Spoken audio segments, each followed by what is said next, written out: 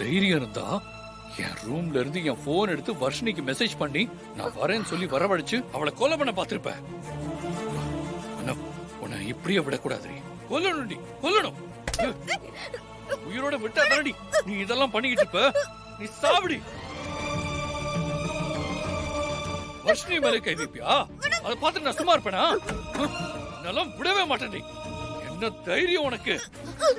ராகவ், ஏய், கொன்னுடுறேன்டி உன்னை. ஐயோ ராகவ், என்ன பண்ணீங்க? விடுங்க ராகவ், விடுங்க. விடு என்ன?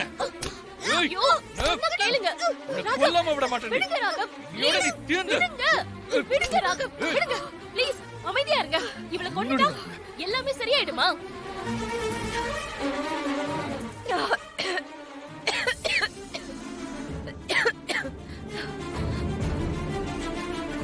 ராகவ், இவளை நீங்க கொன்னுட்டா இவ பண்ணதெல்லாம் சரின்னு ஆயிடும். இவ நல்லவன்னு எல்லாரும் நினைச்சிட்டு இருக்காங்க. இவ கெட்டவங்கிறது தான் நாம எல்லாருக்கும் நிரூபிக்க வேண்டியது.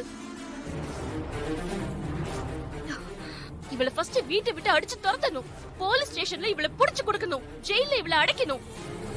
இதுதான் நம்ம பண்ண வேண்டிய வேலை. ஏய், இன்னொரு தடவை வர்ஷினி மேல கை வச்ச நான் பார்த்துட்டு சும்மா இருக்க மாட்டேன். ராகவ், விடுங்க.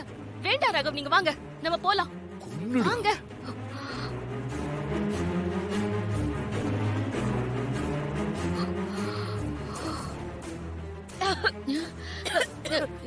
என்னாச்சு?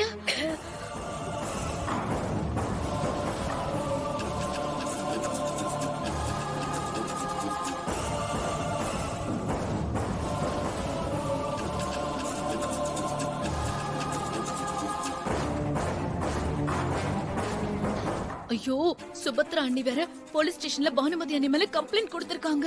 இப்ப பானுமதி அண்ணி எப்படி சமாளிக்கிறது? என்ன பண்றதுன்னு யோசிக்கலாம்.